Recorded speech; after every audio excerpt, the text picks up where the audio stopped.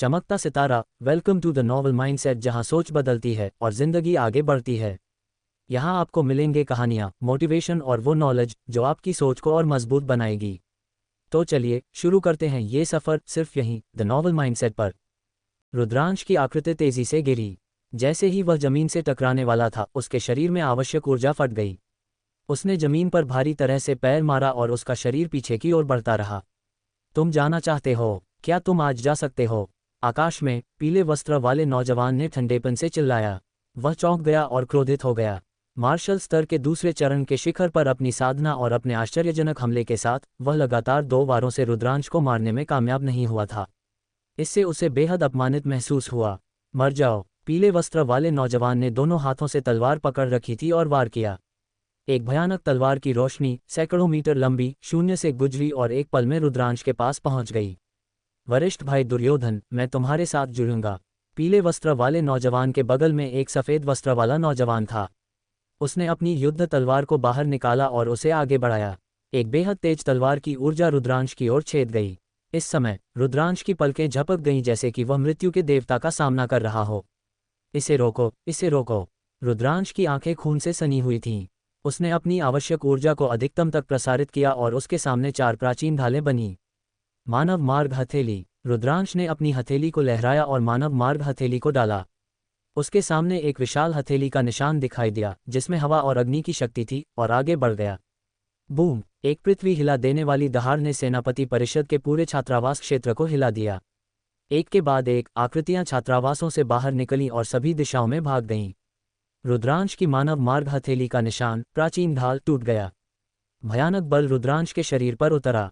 Bang! Rudransh एक तोप के गोले की तरह था जो पीछे की ओर उड़ रहा था।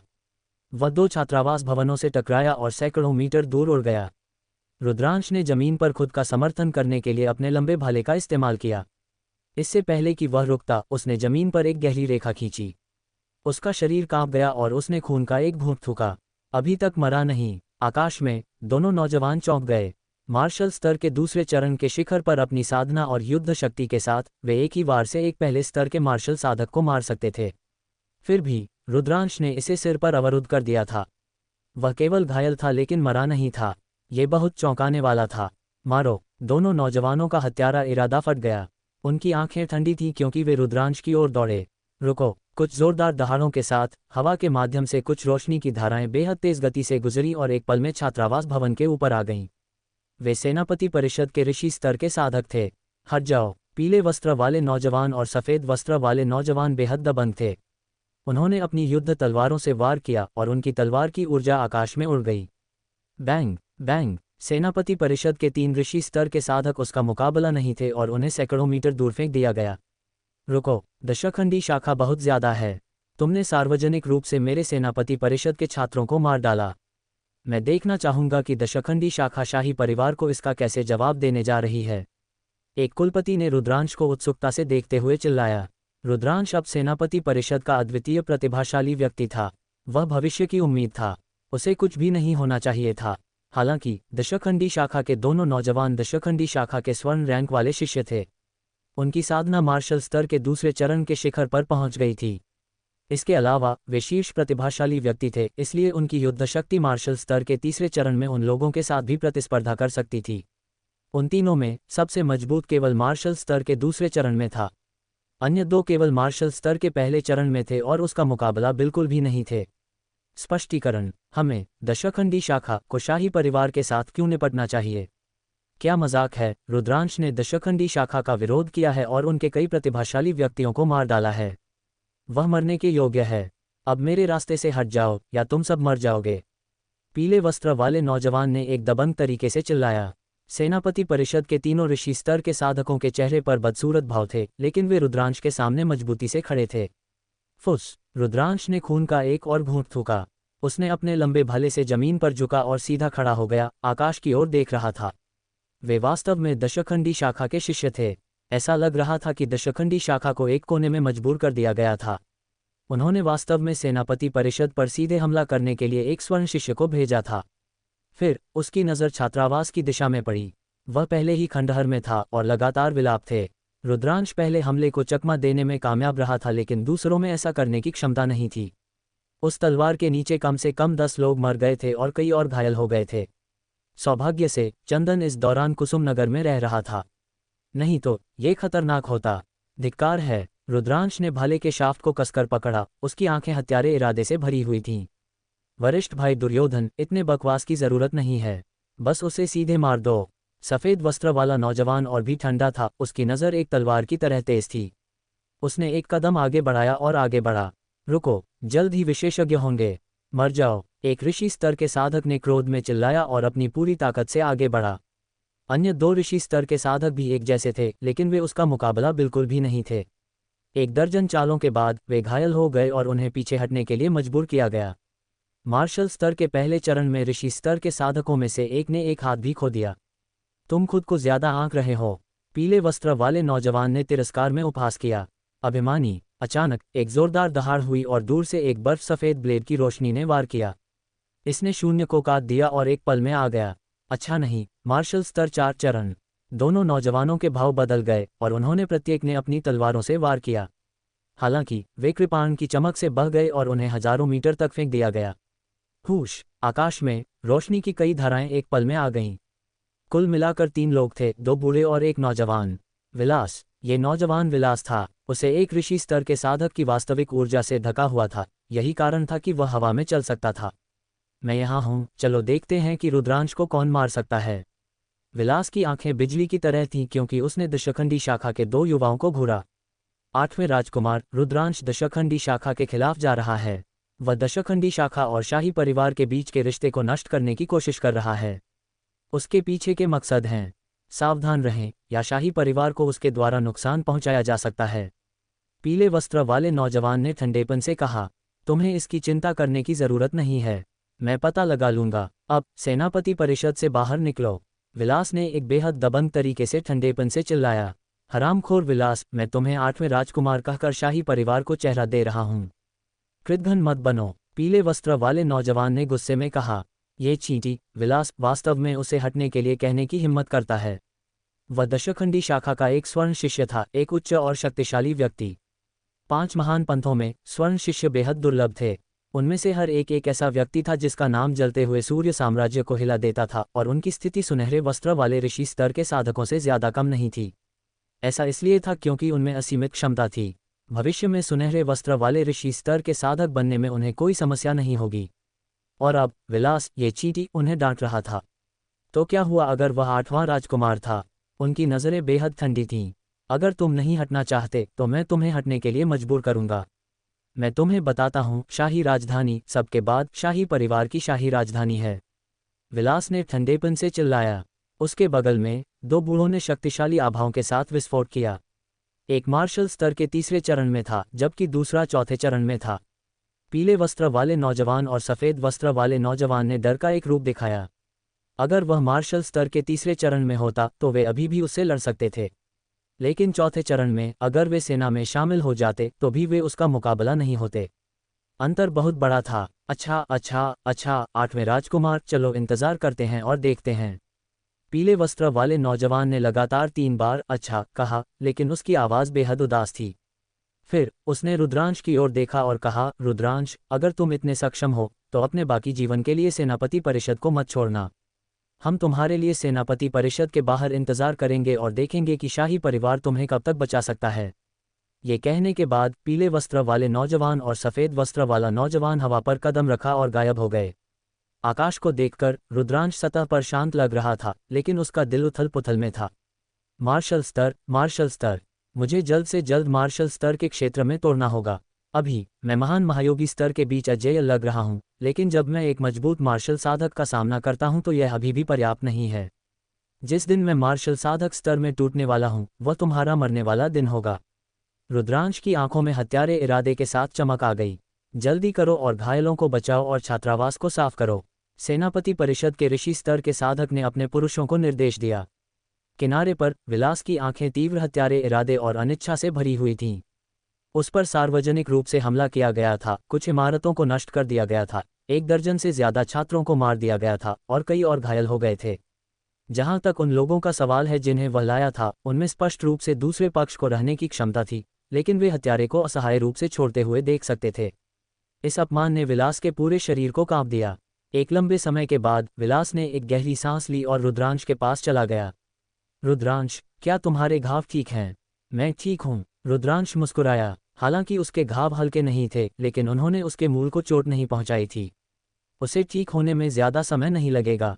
मुझे सच में उम्मीद नहीं थी कि दशखंडी शाखा सेनापति परिषद में खुले तौर पर लोगों को मारने की हिम्मत करेगी। वे ज्यादा से ज्यादा गैर कानूनी हो रहे हैं। अतीत में उनके कुछ संकोच होंगे।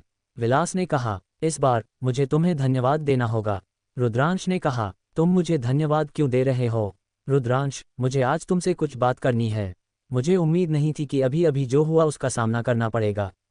ओह, क्या बात है? रुद्रांश ने पूछा। ये तुम्हारे पिता के बारे में है, विलास ने धीरे से कहा। मेरे पिता? रुद्रांश का दिल कांप गया। उसकी आंखें आशा के साथ चमक गईं और उसने कांपती हुई आवाज में कहा, तुम मुझे डराओ मत। विलास ने सिर हिलाया और कहा, मैंने तुम्हारे पिता के बारे में पता लगा लिया है। मेरे पिता कहाँ हैं? क्या वह शाही राजधानी में है? रुद्रांश ने कांपती हुई आवाज में पूछा। विलास ने सिर हिलाया। वह मूल रूप से शाही राजधानी में था। उसे दशखंडी शाखा के लोगों द्वारा शाही राजधानी के उत्तरी भाग में एक बेहद गुप्त स्थान पर कैद किया गया था। हालांकि 7 दिन पहले अज्ञात लोगों के एक समूह ने अचानक उस गुप्त स्थान पर हमला किया। तुम्हारे पिता को पहले ही उस समूह द्वारा अपहरण कर लिया गया है। क्या उन्हें अज्ञात लोगों के एक समूह द्वारा ले जाया गया? क्या तुम जानते हो कि उस समूह ने मेरे पिता को क्यों अपहरण किया? रुद्रांश चौंक गया था। विलास ने सिर हिलाया, मुझे इस बारे में नहीं पता। हालांकि हमने पहले ही पता लगा लिया है कि वे लोग निर्जन भूमि की ओर दौड़ रहे हैं और दशखंडी शाखा के लोग अपनी पूरी ताकत से उनका पीछा कर रहे हैं। अकेला निर्जन, मैं तुरंत अपने पिता को बचाने जा रहा हूं। रुद्रांश ने एक उत्सुक रूप का खुलासा किया। 1 मिनट रुको रुद्रांश, उत्सुक मत बनो। यह मत भूलो कि दशखंडी शाखा के शिष्य अभी भी तुम्हारे लिए बाहर इंतजार कर रहे हैं, विलास ने पुकारा। रुद्रांश ने खुद को शांत करने के लिए एक गहरी सांस ली। हाँ, उसे निर्जन भूमि में जाने से पहले दशखंडी शाखा के 2 शिष्यों के साथ निपटना होगा। रुद्रांश, मैं दशखंडी शाखा के 2 शिष्यों को दूर करने का एक तरीका खोज लूंगा। इसके अलावा मेरे पिता ने पहले ही 4 विशेषज्ञों को गुप्त रूप से निर्जन भूमि में भेज दिया है। इस बिंदु पर विलास के हाथ में एक तलवार के आकार का Z टैबलेट दिखाई दिया। उसने इसे रुद्रांश को सौंप दिया और कहा, यह एक 10,000 मील का ध्वनि संचार ताबीज है। मेरे पिता द्वारा भेजे गए 4 विशेषज्ञों के पास भी एक है। जब तुम निर्जन जंगल में पहुंचते हो तो तुम इसका उपयोग उन्हें एक संदेश भेजने के लिए कर सकते हो। तुम 10,000 मील के भीतर दूसरे पक्ष की जानकारी प्राप्त करने में सक्षम होगे। विलास, बहुत धन्यवाद। रुद्रांश ने इसे लिया और ईमानदारी से उसे धन्यवाद दिया। विलास ने वास्तव में उसकी बहुत मदद की थी। मैंने पहले ही कहा है कि तुम्हें मुझे धन्यवाद देने की जरूरत नहीं है। अपने रास्ते पर सावधान रहें, विलास ने कहा। रुद्रांश ने सिर हिलाया और मुस्कुराया। जब मैं वापस आऊंगा तो चलो एक पे और चैट करते हैं। ठीक है, मैं दशखंडी शाखा के 2 लोगों को दूर करने जा रहा हूं। विलास ने सिर हिलाया और 2 ऋषि स्तर के साधकों के साथ सेनापति परिषद को छोड़ दिया। लगभग आधे घंटे बाद विलास की आकृति दिखाई दी। उसने कहा, रुद्रांश, तुम अब जा सकते हो। रुद्रांश ने सिर हिलाया। उसने एक काले वस्त्र को बाहर निकाला और एक बांस की टोपी पहनी। वह चला गया और बिना किसी निशान के गायब हो गया। रुद्रांश ने सेनापति परिषद को छोड़ दिया और कुछ गलियों के साथ उत्तर की ओर चला गया। 7 या 8 गलियों से गुजरने के बाद उसे दशखंडी शाखा से कोई शिष्य नहीं मिला। रुको, जैसे ही रुद्रांश ने अपनी सतर्कता कम की, एक नाजुक आवाज सुनी गई। बज़ज़ज़, हवा के माध्यम से कुछ टूटने की आवाज सुनी गई। रुद्रांश के सामने एक सुंदर आकृति दिखाई दी। धन्यवाद, धन्यवाद, नैना। रुद्रांश का दिल कांप गया। उसने अपने सामने वाले व्यक्ति को देखा, वह चकित था। उसके सामने की युवती बेहद सुंदर थी। उसने एक छोटी स्कर्ट पहन रखी थी, जो एक जोड़ी पतली, गोरी और कोमल पैरों का खुलासा कर रही थी। वह अपनी बड़ी आंखों से रुद्रांश को घूर रही थी। और कौन हो सकता था नैना को छोड़कर? उसने कभी उम्मीद नहीं की थी कि वह यहाँ नैना से मिलेगा। नैना ने उसे क्यों रोका? उसने अपना रूप बदल दिया था और एक काले वस्त्र और एक बांस की टोपी पहन रखी थी, इसलिए नैना उसे पहचान नहीं पाएगी।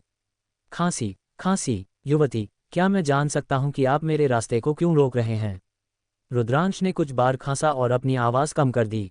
वह 30 के दशक में एक मजबूत आदमी की तरह लग रहा था। रुद्रांश, तुम क्यों दिखावा कर रहे हो? मैंने आखिरकार तुम्हें खोज लिया है। आओ, चलो एक बड़ी लड़ाई करते हैं। नैना के मुंह के कोने हल्के से उठे क्योंकि उसने तिरस्कार में कहा। रुद्रांश चकित था। नैना ने उसे वास्तव में पहचान लिया। ये कैसे संभव था? क्या उसने कुछ प्रकट किया होगा? लेकिन उसने चारों ओर देखा और कुछ भी प्रकट नहीं किया। हालांकि नैना ने क्यों जोर दिया कि वह रुद्रांश था। रुद्रांश ने अपनी बांस की टोपी उतार दी और अपने भेष बदले हुए चेहरे का खुलासा किया। युवती, देखो, तुम सच में गलत व्यक्ति को पकड़ रही हो। हम्फ। नैना के होंठ हल्के से मुड़े और उसका तिरस्कार बढ़ गया। रुद्रांश, दिखावा करना बंद करो। तुम कैसे भी भेष बदल लो, मैं तुम्हें फिर भी पहचान सकती हूँ। तुम कैसे भी भेष बदल लो, तुम्हारी गंध कभी नहीं बदलेगी। ऐसा ही होता है कि मेरी नाक खास है। जब तक मैंने किसी की गंध सूंघ ली है, मैं उन्हें पहचान सकती हूँ, भले ही वे राख में बदल जाएं। ये भी काम करता है। रुद्रांश अवाक था, उसने इसके बारे में कभी नहीं सोचा था। हा, नैना, क्या संयोग है। मैंने तुम्हें लंबे समय से नहीं देखा है और मैं तुम्हें याद करता हूँ। दुर्भाग्य से मेरे पास अब भाग लेने के लिए कुछ ज़रूरी है। कृपया मेरे लिए रास्ता बनाओ और हम किसी और दिन बात कर सकते हैं। रुद्रांश हंसा और अपनी मूल आवाज़ का खुलासा किया। रुद्रांश, तुमसे मिलना आसान नहीं है। जाने के बारे में भी मत सोचो। मैंने पिछली बार कहा था कि मैं अगली बार जब मैं तुम्हें देखूंगा तो मैं तुम्हें बेरहमी से अपने पैरों के नीचे कुचल दूंगा। आओ, मुझसे लड़ो। नैना ने रुद्रांश को अनैतिक रूप से देखा। मैंने कहा, मैं अभी खाली नहीं हूँ। अगर मुझे खेलना है तो मैं भविष्य में तुम्हारे साथ खेलूंगा। रुद्रांश की आवाज़ डूब गई। वह निर्जन भूमि में जाने की जल्दी में था और नैना के साथ लड़ने का समय नहीं था। मुझे परवाह नहीं है, आज जाने के बारे में भी मत सोचो। नैना ने अहंकारी रूप से रुद्रांश का रास्ता रोक दिया। चलो, उसने चिल्लाया। रुद्रांश ने ठंडेपन से चिल्लाया और अपनी हथेली को आगे बढ़ाया। एक शक्तिशाली वास्तविक ऊर्जा बाहर निकली जो नैना को दूर करने की कोशिश कर रही थी। हालांकि नैना का शरीर हल्के से हिल गया और एक शक्तिशाली वास्तविक ऊर्जा बाहर निकली जो रुद्रांश की वास्तविक ऊर्जा को रद्द कर रही थी। क्या शक्तिशाली ताकत है। रुद्रांश की आंखें झिलमिला उठीं। वह थोड़ा हैरान था। उसे थोड़ी देर के लिए न देखकर नैना की साधना भी एक आश्चर्यजनक स्तर पर पहुंच गई थी। निर्जन भूमि में बड़ी लड़ाई। नैना भी थोड़ी हैरान थी। जाहिर है, रुद्रांश की क्षमता उसकी उम्मीदों से परे थी। अच्छा, तुम काफी मजबूत हो। तुम मुझसे लड़ने में सक्षम होगे। नैना की आंखें चमक गईं। तुम पागल हो, मेरे पास तुम्हारे साथ आने का समय नहीं है। रुद्रांश ने ठंडेपन से खर्राटे लिए। फिर वह आकाश में उड़ गया और शीर्ष गति से दूर चला गया। जाने के बारे में भी मत सोचो। नैना ने चिल्लाया और अपने पैरों से लात मारी। उसका शरीर भारहीन लग रहा था क्योंकि उसने एक अविश्वसनीय गति से रुद्रांश का पीछा किया। वह रुद्रांश से बिल्कुल भी धीमा नहीं था। रुद्रांश चौंक गया। उसने अपनी बीच की हवा की चालों को अधिकतम तक सक्रिय किया और हवा में चला गया। एक पल में वह सैकड़ों मीटर दूर था। थोड़ी देर बाद उसने शाही राजधानी को छोड़ दिया और उत्तर पश्चिम की ओर चला गया। उसके पीछे नैना ने करीब से पीछा किया। वह भी थोड़े समय के लिए हवा में चल सकता था। ये कुतिया सच में बीमार है। इसे भूल जाओ। अगर तुम पीछा करना चाहते हो तो पीछा करो। रुद्रांश अवाक था। उसने उसे उसका पीछा करने दिया जबकि उसने अपने शरीर की आंदोलन तकनीक का इस्तेमाल किया और शीर्ष गति से आगे बढ़ा। अकेला निर्जन जलते हुए सूर्य साम्राज्य की उत्तर पश्चिम सीमा पर स्थित था। यह एक विशाल मृत निर्जन भूमि थी जो 3 साम्राज्यों तक फैली हुई थी। ये 3 साम्राज्यों की सीमा थी। उत्तर में काला चांद साम्राज्य था। उत्तर पश्चिम में एक मध्यम स्तर का साम्राज्य रक्तजाव साम्राज्य था। साम्राज्यों को उनकी ताकत के अनुसार निम्न स्तर के साम्राज्यों, मध्य स्तर के साम्राज्यों, उच्च स्तर के साम्राज्यों और सर्वोच्च स्तर के साम्राज्यों में विभाजित किया गया था। जलते हुए सूर्य साम्राज्य और काला चांद साम्राज्य दोनों ही निम्न स्तर के साम्राज्य थे। सम्राट विलास के 36 साम्राज्यों में 8 मध्य स्तर के साम्राज्य शामिल थे जबकि बाकी सभी निम्न स्तर के साम्राज्य थे। एक मध्य स्तर का साम्राज्य एक निम्न स्तर के साम्राज्य से कम 10 गुना मजबूत था। रुद्रांश की वर्तमान साधना को देखते हुए उसे निर्जन भूमि तक पहुंचने में 4 से 5 दिन लगेंगे। एक दिन और एक रात के बाद रुद्रांश की आवश्यक ऊर्जा अपर्याप्त थी। वह ठीक होने के लिए ध्यान करने के लिए रुक गया। उनके पीछे ज्यादा दूर नहीं, नैना भी भारी तरह से हाँफ रही थी। वह रुक गई और जमीन पर पालथी मारकर बैठ गई। वह सच में दृढ़ है। रुद्रांश अवाक था। 3 घंटे बाद रुद्रांश की आवश्यक ऊर्जा पूरी तरह से ठीक हो गई थी। उसने नैना को खड़ा होते देखा। क्या कहते हो, मेरे पास सच में भाग लेने के लिए कुछ जरूरी है। इसके बाद मैं तुम्हारे साथ लड़ाई करूंगा। रुद्रांश ने कहा। कौन जानता है कि जब समय आएगा तो तुम कहाँ भाग जाओगे। तुमने अतीत में मेरे साथ ऐसा व्यवहार किया और मैंने कहा कि मैं तुम्हें निश्चित रूप से अपने पैरों के नीचे कुचल दूंगा। मैंने ये कहा और मैं इसे निश्चित रूप से करूंगा। भागने के बारे में भी मत सोचो, मैं तुम्हारा पीछा करूंगा। जब तुम्हारा काम खत्म हो जाएगा तो मैं तुम्हें एक अच्छा सबक सिखाऊंगा। नैना ने दांत पीसकर कहा। रुद्रांश अवाक था। इस महिला का स्वभाव बहुत अजीब था, है ना। इसे भूल जाओ, इसे भूल जाओ। अगर तुम पीछा करना चाहते हो तो पीछा करो। रुद्रांश अवाक था। उसके बाद रुद्रांश ने अपना रास्ता जारी रखा। नैना ने किनारे से उसका पीछा किया। पलक झपकते ही 4 दिन बीत गए थे और अकेला निर्जन पहले ही दिखाई दे रहा था। वह एक पर्वत के शिखर पर खड़ा था और दूर देख रहा था। अकेला निर्जन बेहद विशाल था, जो सामने एक विशाल जानवर की तरह पड़ा था। दोनों ने एक कदम आगे बढ़ाया और अकेले निर्जन की ओर बढ़े। निर्जन भूमि में प्रवेश करने के बाद ही उसे एहसास हुआ कि यह पूरी तरह से मृत नहीं था। वह पेड़ों और खरपतवारों के पैच देख सकता था। हालांकि इन पेड़ों और खरपतवारों में पत्तियां नहीं थीं और वे बेजान दिखते थे। आसपास पूरी तरह से शांत था, यहाँ तक कि कीड़ों की चहक या पक्षियों की चहक भी नहीं सुनी जा सकती थी। हालांकि रुद्रांश और नैना सावधान होने की हिम्मत नहीं करते थे। ऐसा इसलिए था क्योंकि अकेला निर्जन एक प्रसिद्ध खतरा क्षेत्र था जिसमें बड़ा खतरा था। दहाड़ इस समय दोनों ने एक विशाल काले बाघ को जंगली जंगल से गुजरते देखा। बाघ की आभा शक्तिशाली थी। यह एक कक्षा 2 का तीसरा स्तर का राक्षसी जानवर था। हु इस समय एक काली धुंध अचानक बाघ के सामने एक पत्ती रहित पेड़ से नीचे उड़ गई। काली धुंध बाघ की ओर लुढ़क गई और फिर उड़ गई, पेड़ में गायब हो गई। एक बाघ के आकार का कंकाल पीछे रह गया था। रुद्रांश और नैना की खोपड़ी सुन्न हो गई। उन्होंने स्पष्ट रूप से देखा था कि काली धुंध जो पेड़ से बाहर उड़ गई थी, वह एक प्रकार की छोटी चींटियां थीं। हालांकि उनमें से बहुत ज्यादा थे और वे भयानक रूप से शक्तिशाली थे।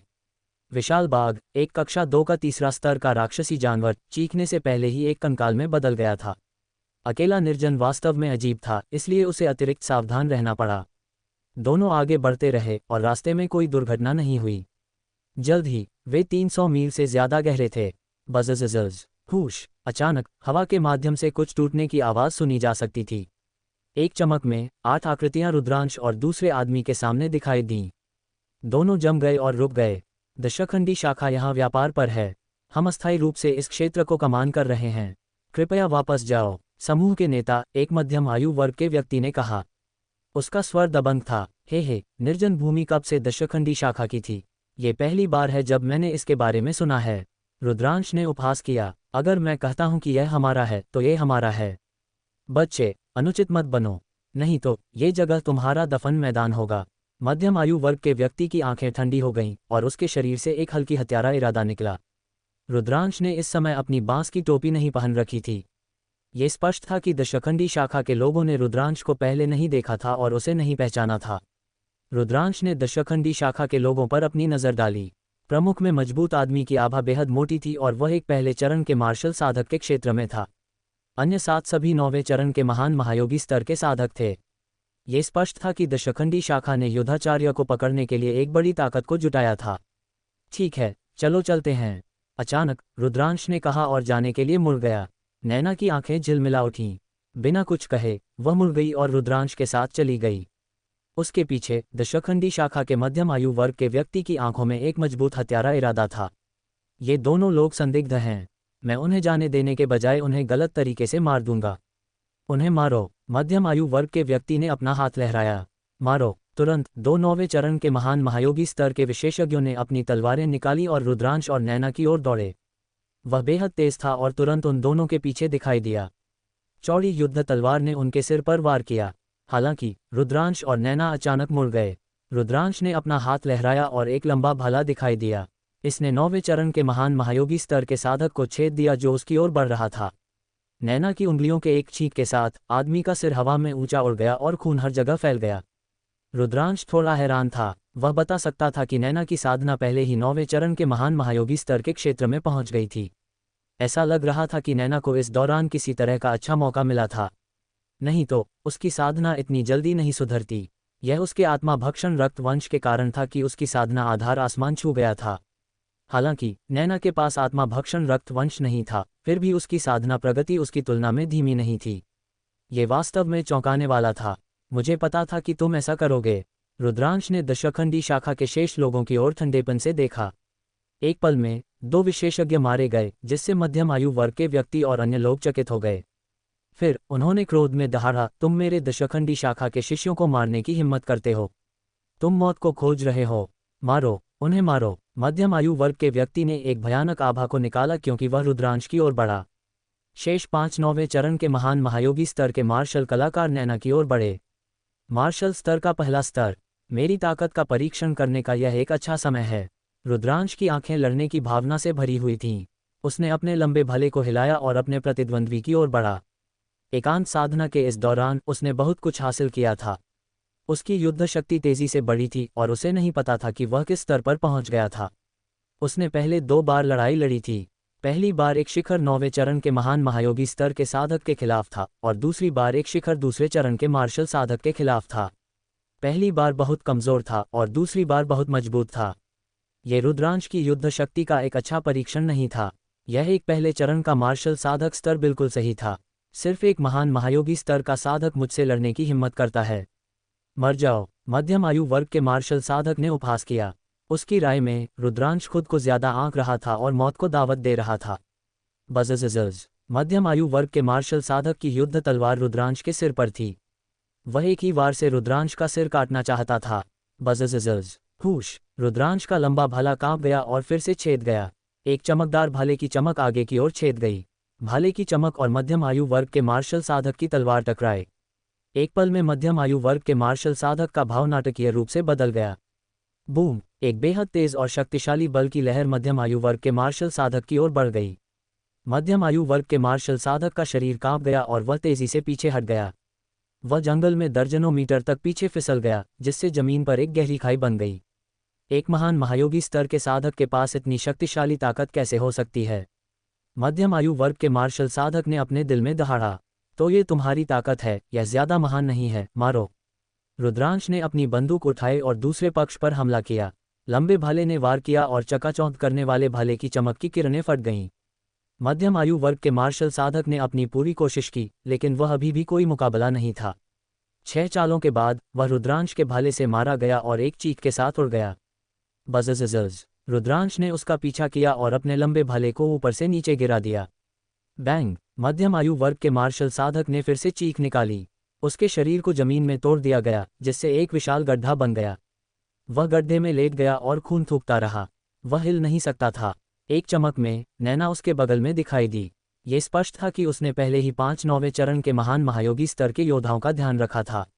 मध्यम आयु वर्ग के मार्शल साधक गड्ढे में लेट गया और दोनों युवाओं को अपनी आंखों में सदमे के साथ देखा।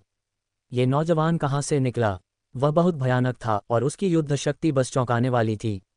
क्या वह रक्तजाओ साम्राज्य से एक प्रतिभाशाली व्यक्ति हो सकता है? मध्यम आयु वर्ग के महायोगी स्तर के साधक ने सोचा। उसने जलते हुए सूर्य साम्राज्य में इतने शक्तिशाली महान महायोगी स्तर के साधक के बारे में कभी नहीं सुना था। जब तक कि यह रक्तजाओ साम्राज्य जैसे एक मध्य स्तर का साम्राज्य नहीं था, तब तक ऐसे प्रतिभाशाली व्यक्ति का होना सामान्य होगा। मुझे बताओ, जिस व्यक्ति का तुम पीछा कर रहे हो, उसकी वर्तमान स्थिति क्या है? वे कहाँ हैं? रुद्रांश ने मध्यम आयु वर्ग के मार्शल साधक को ठंडेपन से घूरते हुए पूछा। क्या तुम भी मार्शल सम्राट के खजाने की गुप्त कुंजी के बाद हो? मैं तुम्हें बताता हूँ, दशखंडी शाखा का दुखद हमारे सामने है। तुम सिर्फ एक महान महायोगी स्तर के साधक हो और तुम हस्तक्षेप करना चाहते हो। तुम सच में मौत को खोज रहे हो। मध्यम आयु वर्ग के महायोगी स्तर के साधक ने गुस्से में चिल्लाया। मार्शल सम्राट के खजाने की गुप्त कुंजी, दुखद भी सामने है। रुद्रांश का भाव बदल गया। वह थोड़ा गंभीर और संदेहास्पद लग रहा था। 6 नायकों के नेता, दुखद, वास्तव में उसके पिता का शिकार कर रहा था। और मार्शल सम्राट के खजाने की गुप्त कुंजी, क्या यह एक मार्शल सम्राट से संबंधित है? इस विचार पर रुद्रांश चौंक गया था। मार्शल साधक स्तर से ऊपर मार्शल सम्राट स्तर था। उन्हें राजाओं के रूप में जाना जाता था और वे बेहद शक्तिशाली थे। यह अभी भी एक सवाल था कि क्या विशाल जलते हुए सूर्य साम्राज्य में एक मार्शल सम्राट था या नहीं। यहाँ तक कि आचार्य वीरेंद्र जैसे अतिरंजित भी मार्शल सम्राट स्तर के क्षेत्र में नहीं पहुंचे थे। हालांकि एक मार्शल सम्राट और एक मार्शल सम्राट के बीच एक विशाल अंतर था। नहीं, एक और भी बड़ा अंतर था। कोई तुलना करने का तरीका नहीं था। मार्शल सम्राट स्तर के क्षेत्र के बाद अभी भी आध्यात्मिक भगवान क्षेत्र के 3 प्रमुख क्षेत्र थे। 3 आध्यात्मिक भगवान क्षेत्रों से ऊपर मार्शल सम्राट स्तर का क्षेत्र था। एक मार्शल सम्राट अपनी उंगलियों के एक छींक के साथ आकाश और पृथ्वी को तोड़ सकता था, जिससे सूरज और चांद अपनी रोशनी खो सकते थे। वे दिव्य जंगल महाद्वीप में सबसे मजबूत विशेषज्ञ थे, जो शिखर पर अद्वितीय थे। जहां तक मार्शल सम्राट स्तर के क्षेत्र के बाद एक उच्च क्षेत्र था, वहां किंवदंतियां थीं, लेकिन वे सिर्फ किंवदंतियां थीं। क्या मार्शल सम्राट के खजाने की गुप्त कुंजी मार्शल सम्राट से संबंधित हो सकती है? रुद्रांश चौंकने में मदद नहीं कर सका। रुद्रांश ने ध्यान नहीं दिया कि जब उसने मार्शल सम्राट के खजाने की कुंजी सुनी तो नैना की आंखें आश्चर्य के साथ चमक गईं। तो मैं तुम्हें जल्दी से मुझे जाने देने की सलाह देता हूं। मैं आज जो हुआ उसे छिपा सकता हूँ, नहीं तो तुम सब एक दुखद अवस्था में समाप्त हो जाओगे। मध्यम आयु वर्ग के महायोगी स्तर के साधक ने धमकी दी। हालांकि जैसे ही उसने बोलना समाप्त किया, उसने एक तीखी चीख निकाली क्योंकि रुद्रांश ने अपने भाले से उसकी जांघ को छेद दिया था। तुम बहुत ज्यादा बकवास करते हो। मुझे बताओ, तुमने उनका कहाँ तक पीछा किया? क्या तुमने उस व्यक्ति को पाया जिसका तुम पीछा कर रहे हो? रुद्रांश ने ठंडेपन से पूछा। मध्यम आयु वर्ग के महायोगी स्तर के साधक को ठंडा पसीना आ गया और वह चिल्लाया, मैं तुम्हें बताऊंगा, कृपया मुझे मत मारो। वह जानता था कि वह आज एक क्रूर व्यक्ति से मिला था, इसलिए वह केवल हार मान सकता था और दया की भीख मांग सकता था। बोलो, रुद्रांश ने ठंडेपन से चिल्लाया। अगर हम यहाँ से आगे बढ़ते रहते हैं तो ये काला चांद साम्राज्य के विशेषज्ञ हैं जिन्होंने उन लोगों को अपहरण कर लिया है जिनका हम पीछा कर रहे हैं। हमारे लोग उनका पीछा करने वाले हैं। मध्यम आयु वर्ग के महायोगी स्तर के साधक ने चिल्लाया। काला चांद साम्राज्य। रुद्रांश ने माथे पर बल डाला, यह महसूस करते हुए कि स्थिति ज्यादा से ज्यादा जटिल हो रही थी। उसने पूछना जारी रखा, इस बार तुम कितने विशेषज्ञों को लाए थे? दुखद के अलावा मार्शल साधक स्तर में कुल मिलाकर 7 लोग हैं। अब मेरे अलावा 6 और लोग हैं और 100 से ज्यादा मार्शल कलाकार महान महायोगी स्तर में हैं। मध्यम आयु वर्ग के मार्शल साधक ने ईमानदारी से जवाब दिया, मैंने वह सब कुछ कहा है जो मुझे कहने की जरूरत है। मैं तुमसे भीख मांगता हूं कि मुझे जाने दो। मैं आज जो हुआ उसके बारे में किसी को नहीं बताऊंगा। मध्यम आयु वर्ग के महायोगी स्तर के साधक ने भीख मांगी। हालांकि उसकी आंखों की गहराई में क्रूरता की एक झलक थी। उसने गुप्त रूप से योजना बनाई कि जैसे ही रुद्रांश उसे जाने देगा, वह दुखद को सूचित करेगा और उन्हें बिना किसी दफन के मरने देगा। तुम्हें जाने दूं। रुद्रांश के होंठ एक ठंडी मुस्कान में मुड़े। हत्यारे इरादे की एक झलक के साथ उसने अपने भाले को आगे बढ़ाया। डरो मत। मध्यम आयु वर्ग के मार्शल साधक ने चीख निकाली। हालांकि अगले पल उसकी चीख अचानक समाप्त हो गई क्योंकि उसके दिल को रुद्रांश द्वारा छेद दिया गया था और कुचल दिया गया था। मैं कोई छिपे हुए खतरे को पीछे नहीं छोड़ूंगा। रुद्रांश ने हल्के से मुस्कुराया। रुद्रांश, तुम्हारी युद्ध शक्ति खराब नहीं है। मैं तुम पर और भी ज्यादा कदम रखने के लिए उत्सुक हूं। नैना ने रुद्रांश को ध्यान से देखा, उसकी आंखें जुनून के साथ चमक रही थीं। रुद्रांश कांप गया और उसने जल्दी से विषय बदल दिया। तुम युद्ध की लूट नहीं चाहते, लेकिन मैं उन्हें चाहता हूं। इसके साथ रुद्रांश ने दशखंडी शाखा के लोगों के शवों के चारों ओर टटोला। साथ ही उसने अपने आत्मा भक्षण रक्त वंश को नियंत्रित किया और गुप्त रूप से उनके रक्तसार को खा लिया। यहाँ एक पहले स्तर के मार्शल साधक का रक्तसार था। रुद्रांश इसे खोना नहीं चाहता था। अभी अभी हुई लड़ाई के बाद रुद्रांश को अपनी युद्ध शक्ति की बेहतर समझ थी। यह मार्शल साधक स्तर के पहले स्तर के शिखर के बराबर था। मध्यम आयु वर्ग का व्यक्ति केवल पहले स्तर के शुरुआती चरण में था, इसलिए वह अपनी लापरवाही के कारण कुछ चालों में रुद्रांश से हार गया था। हालांकि ऐसी युद्ध शक्ति पर्याप्त से बहुत दूर थी। दुखद 6 नायकों का नेता था। उसकी युद्ध शक्ति निश्चित रूप से भयानक थी, इस बात का उल्लेख नहीं करने के लिए कि वहां अन्य मार्शल साधक भी मौजूद थे। अपने पिता को बचाना बहुत मुश्किल होगा। उसे लगातार अपनी ताकत में सुधार करना होगा। बहुत तेजी से रुद्रांश ने दशखंडी शाखा के 8 शिष्यों के सभी रक्तसार को खा लिया था। उसके हाथों में 8 और भंडारण की अंगूठियां दिखाई दीं। अरे, तुम अपने लिए भंडारण की अंगूठी नहीं रख सकते? मैं उस मार्शल साधक की भंडारण की अंगूठी चाहता हूं। नैना ने चिल्लाया। किस आधार पर? रुद्रांश ने उसे नहीं दिया। नहीं, मैं इसे निश्चित रूप से ले रहा हूं। नैना ने दांत पीसकर कहा। ठीक है, लेकिन मैं थोड़ी देर के लिए साधना करने जा रहा हूं। मेरी रखवाली में मदद करो। रुद्रांश ने कहा। तुम मुझे धोखा दे सकते हो। नैना ने दांत पीसे और आखिरकार सहमत हो गई। दोनों ने उस जगह को छोड़ दिया और 50 मील से ज्यादा दूर एक घाटी में रुक गए। रुद्रांश अपने रक्तसार को परिष्कृत करना और 9वें चरण के महान महायोगी स्तर के क्षेत्र में तोड़ना चाहता था। नैना ने ठंडेपन से खर्राटे लिए और अनिच्छा से घाटी के प्रवेश द्वार पर खड़ा हो गया। रुद्रांश पालथी मारकर बैठ गया और सच्ची युद्ध अजगर तकनीक को प्रसारित किया। Boom boom boom. एक पहले स्तर के मार्शल साधक का रक्तसार बहुत समृद्ध था। ये लगातार मोटी ऊर्जा में परिवर्तित हो रहा था। रुद्रांश ने इसे परिष्कृत किया और इसे आवश्यक ऊर्जा में परिवर्तित किया। रुद्रांश ने अगले क्षेत्र में तोड़ना शुरू कर दिया। लगभग 2 घंटे बाद रुद्रांश के शरीर से एक जोरदार धमाका सुना गया। एक शक्तिशाली आभा फट गई, लेकिन उसे जल्दी से वापस ले लिया गया। 9वें चरण का महान महायोगी स्तर का क्षेत्र प्रगति। ज्यादा दूर नहीं। नैना की आंखें सदमे में चौड़ी हो गईं। वह वास्तव में बस इसी तरह से टूट गया। ईमानदारी से, जब उसने पहली बार रुद्रांश को देखा तो वह बेहद चौंक गई थी क्योंकि रुद्रांश की साधना गति बहुत तेज थी। वापस डोंगई जनजाति के पैतृक गुप्त भूमि में रुद्रांश की साधना उसकी तुलना में एक स्तर कम थी। वह सिर्फ एक दूसरे चरण का महान महायोगी स्तर का साधक था। ये केवल आधा साल या उससे ज्यादा हो गया था और रुद्रांश की साधना एक भयानक स्तर तक बढ़ गई थी। अगर उसके अच्छे मौके के लिए नहीं होता तो उसे रुद्रांश द्वारा आगे निकल गया होता। अभी अभी रुद्रांश ने फिर से एक प्रगति की थी। वह नहीं जानती थी कि रुद्रांश का आत्मा भक्षण रक्तवंश कितना अद्भुत था और स्वाभाविक रूप से चौंक गई थी। ठीक है, चलो चलते हैं। रुद्रांश मुस्कुराया, उठ गया और आगे चला गया। नैना की सुंदर आंखें रुद्रांश पर तय हो गईं, जैसे कि वह उसके माध्यम से देखना चाहती थी। दोनों निर्जन जंगल की गहराई की ओर बढ़े। इस दौरान रुद्रांश ने 1000 मील ध्वनि संचार ताबीज का उपयोग शाही परिवार के विशेषज्ञों को एक ध्वनि संचरण भेजने के लिए किया। उसे बहुत तेजी से एक प्रतिक्रिया मिली। हालांकि रुद्रांश शाही परिवार के विशेषज्ञों के साथ नहीं मिला। इसके बजाय वे अलग हो गए। जब वे एक साथ इकट्ठा होते तो वे एक बहुत बड़ा लक्ष्य होते। ... इस समय निर्जन जंगल की गहराई में एक निश्चित जंगली जंगल में प्रकाश चला गया और काले वस्त्रों में 1 दर्जन आकृतियां दिखाई दीं। कुछ बूढ़े लोग और कुछ मध्यम आयु वर्ग के पुरुष थे। उनमें से अपने 20वें दशक में सिर्फ एक नौजवान था। हालांकि नौजवान समूह का नेता लग रहा था। धिक्कार है, दशखंडी शाखा के लोग सच में दृढ़ हैं। वे एक कुत्ते की तरह हैं जो जाने नहीं देगा। एक मध्यम आयु वर्ग के व्यक्ति ने नाखुशी से कहा, अगर हमारे पास ये लंगड़ा नहीं होता तो दशखंडी शाखा हमें कैसे पकड़ पाती। एक और आदमी जिसके चेहरे पर एक निशान था, उसने दूसरे आदमी को देखते हुए ठंडेपन से कहा। इस व्यक्ति के सिर पर अव्यवस्थित बाल थे जो उसकी कमर तक पहुंचते थे। उसका चेहरा एक दाढ़ी से ढका हुआ था जो उसकी छाती तक लटकती थी। उसके बाल और दाढ़ी एक पक्षी के घोंसले की तरह थे और उसने उन्हें लंबे समय तक नहीं धोया था। वह लापरवाही से एक घिसी हुई शर्ट पहने हुए था जो खून से ढकी हुई थी। उसकी आंखें खाली थीं, जो आकाश में एक झटके में घूर रही थीं, और उसने चाकू के निशान वाले आदमी पर कोई ध्यान नहीं दिया। ये देखकर चाकू के निशान वाले आदमी की आंखों में हत्यारे इरादे की एक झलक थी और उसने एक धीमी आवाज में चिल्लाया, युद्धाचार्य, हमारे सामने मूर्ख मत बनो। मार्शल सम्राट की गुप्त कुंजी सौंपो और हमें मार्शल सम्राट के खजाने के ठिकाने बताओ, नहीं तो मैं तुम्हें एक ही वार से मार दूंगा।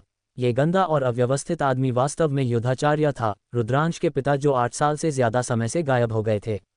इस समय युद्धाचार्य की आंखें झिलमिला उठी जैसे कि वह अपनी इंद्रियों में वापस आ गया हो। उसने चाकू के निशान वाले आदमी को एक तिरस्कारपूर्ण भाव के साथ देखा और कहा, ठीक है, तो जल्दी से मुझे मार डालो। तुम्हें लगता है कि मैं हिम्मत नहीं करता? धिक्कार है, जब हम काला चांद साम्राज्य में वापस आते हैं तो मैं तुम्हें पीड़ित करूंगा। चलो देखते हैं कि तुम कहोगे या नहीं। चाकू के निशान वाले आदमी ने दहाड़ा, मैं दशखंडी शाखा में 8 साल से ज्यादा समय से रहा हूं। मैंने किस तरह की चालों का अनुभव नहीं किया है। मैंने कुछ भी नहीं कहा। क्या तुम्हें लगता है कि तुम ये कर सकते हो? युद्धाचार्य का तिरस्कार बढ़ गया। धिक्कार है, तुम रेफरी हो। दाग चेहरे वाला आदमी इतना गुस्सा था कि उसकी चेहरे की मांसपेशियां कांप गईं, जिससे उसके चेहरे पर निशान कांप गया। वह युद्धाचार्य को मारने के अलावा कुछ नहीं चाहता था। हालांकि युद्धाचार्य के दिल में बहुत सारे रहस्य थे जिन्हें उन्हें जानने की जरूरत थी। उन्होंने उन रहस्यों के लिए युद्धाचार्य को अपहरण करने का जोखिम उठाया था। ठीक है, जब हम वापस आते हैं तो हम इसकी जांच करेंगे। सबसे महत्वपूर्ण बात अब यह है कि दशखंडी शाखा और दुखद के पीछा से कैसे छुटकारा पाया जाए। एक सफेद बालों वाले बूढ़े व्यक्ति ने अपना हाथ लहराया और कहा। दाग चेहरे वाले आदमी ने युद्धाचार्य पर घृणा के साथ मुस्कुराया और कुछ और नहीं कहा। तो क्या होगा अगर हम पकड़ लेते हैं? मैं दुखद के साथ एक लड़ाई करना चाहूंगा। मैं देखना चाहूंगा कि दुखद मेघ सम्राट बोर्ड पर रहने के लिए कैसे योग्य है। एकमात्र नौजवान ने उपहास किया। तीसरे राजकुमार, लापरवाह मत बनो। मेघ सम्राट सूची सम्राट विलास के 36 देशों में युवा पीढ़ी के बीच सबसे मजबूत लोगों की सूची है। इस पर सिर्फ 36 लोग हैं।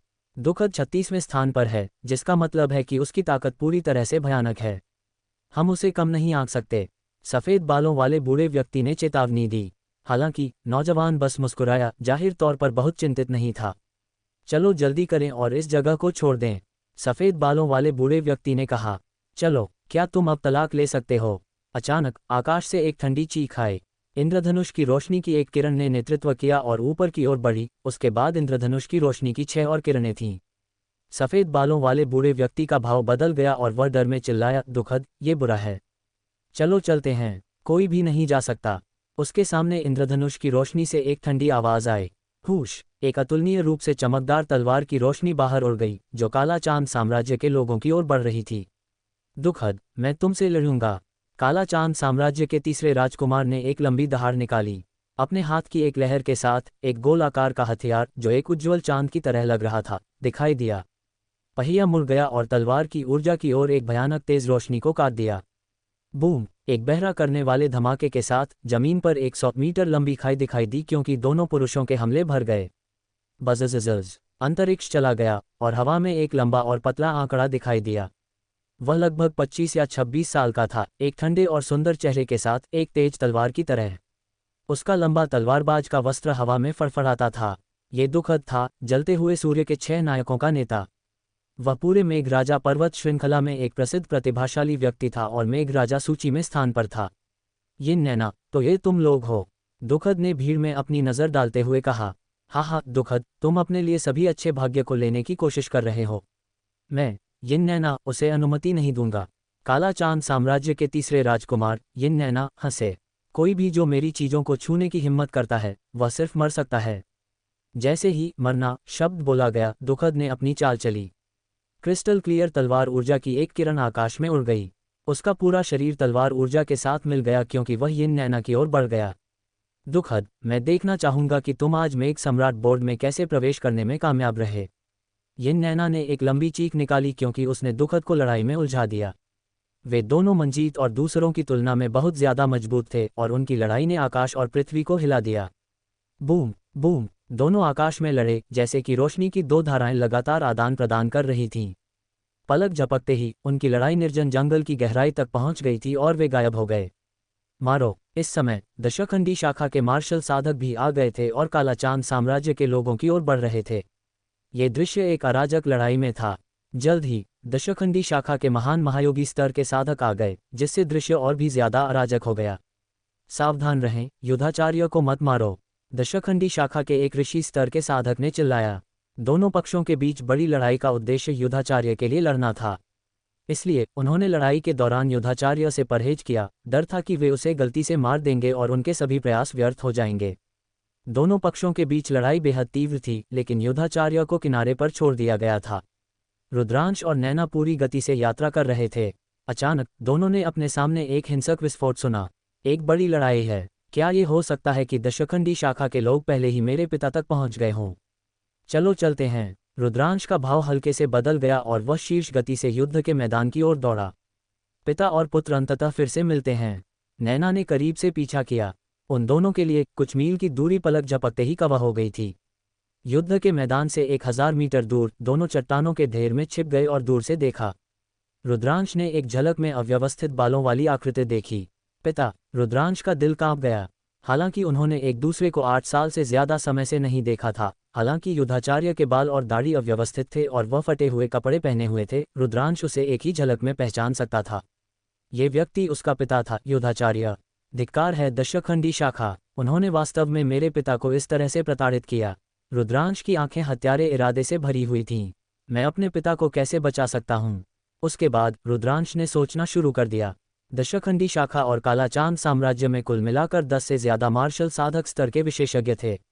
यहाँ तक कि 2 चौथे स्तर के मार्शल साधक स्तर के विशेषज्ञ भी थे जो एक तीव्र लड़ाई में लगे हुए थे।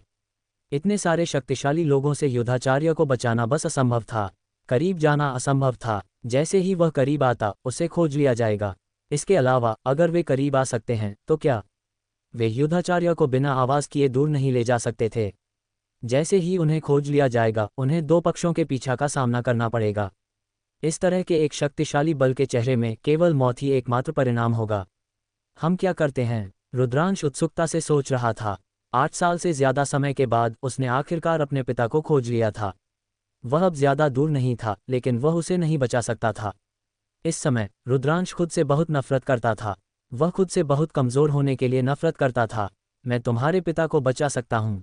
अचानक नैना ने फुसफुसाया। क्या तुम मेरे पिता को बचा सकते हो?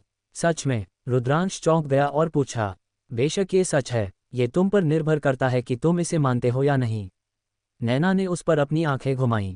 नहीं, मैं तुम पर विश्वास करता हूँ। मैं तुम पर विश्वास करता हूँ। अगर तुम सच में मेरे पिता को बचा सकते हो तो मैं वह सब कुछ करूंगा जो तुम चाहते हो। रुद्रांश ने ईमानदारी से कहा। हम्फ, ज्यादा मत सोचो। मैंने तुम्हारे पिता को तुम्हें आवेगी होने और बाहर निकलने से रोकने के लिए बचाया। अगर तुम यहाँ मर जाते हो तो मैं अपने वादे को कैसे पूरा कर सकता हूँ और तुम पर कदम रख सकता हूँ? नैना ने खर्राटे लिए। रुद्रांश कड़वाहट से मुस्कुराया और अपनी नाक को छुआ। तुम मेरे पिता को कैसे बचाना चाहते हो? जैसा कि तुम देख सकते हो, जैसे ही उन्हें पता चलता है कि मेरे पिता को बचा लिया गया है, वे निश्चित रूप से लड़ना बंद कर देंगे और हमारा शिकार करने के लिए पूरी तरह से बाहर जाएंगे। मैं एक गुप्त तकनीक जानता हूं जिसे दिव्य राक्षसी प्रेत तकनीक कहा जाता है। यह एक भ्रम पैदा कर सकता है जो तुम्हारे पिता के समान ही है। अगर तुम उसे वहां छोड़ देते हो तो मैं लियांग हंजू को चुरा सकता हूं और तुम्हारे पिता को बचा सकता हूं। नैना ने समझाया, ऐसी एक गहन गुप्त तकनीक है। रुद्रांश चौंक गया था। ये सिर्फ एक छोटी सी चाल है, तुम ही हो जो अज्ञानी हो। नैना ने तिरस्कार के साथ रुद्रांश को देखा। उसके होंठों के कोने हल्के से मुड़े, जो एक आत्मसंतुष्ट रूप का खुलासा कर रहे थे। यहाँ मेरा इंतजार करो। इससे पहले कि रुद्रांश प्रतिक्रिया कर पाता, नैना की आकृति एक भूत की तरह थी जो आगे बढ़ रही थी। काली धुंध की एक परत उसके शरीर से निकली और रात में बताना असंभव था। बहुत तेजी से नैना योधाचार्य के पास पहुंच रही थी। उस पल रुद्रांश का दिल इतनी तेजी से धड़क रहा था कि वह लगभग उसके गले में था। अंत में नैना चुपचाप योधाचार्य के पीछे दिखाई दी। काली धुंध की एक परत योधाचार्य की ओर फैलना शुरू हो गई। काली धुंध चली गई और योधाचार्य की आकृति बिना किसी निशान के गायब हो गई। हालांकि अगले पल योधाचार्य उसी स्थान पर फिर से दिखाई दिए। हालांकि किसी ने ध्यान नहीं दिया कि योधाचार्य जो बाद में दिखाई दिए थे, उनकी आंखों में एक झटका लग गया था। काली धुंध में ढके हुए नैना शीर्ष गति से रुद्रांश की ओर बढ़ी। 7 से 8 सांसों में वह रुद्रांश के बगल में थी। चलो चलते हैं। मेरा राक्षसी प्रेत सिर्फ एक पल के लिए रह सकता है, उसके बाद ये गायब हो जाएगा और दुश्मन नोटिस करेगा। नैना की आवाज़ सुनाई दी। काली धुंध छट गई। नैना की आकृति का खुलासा हुआ।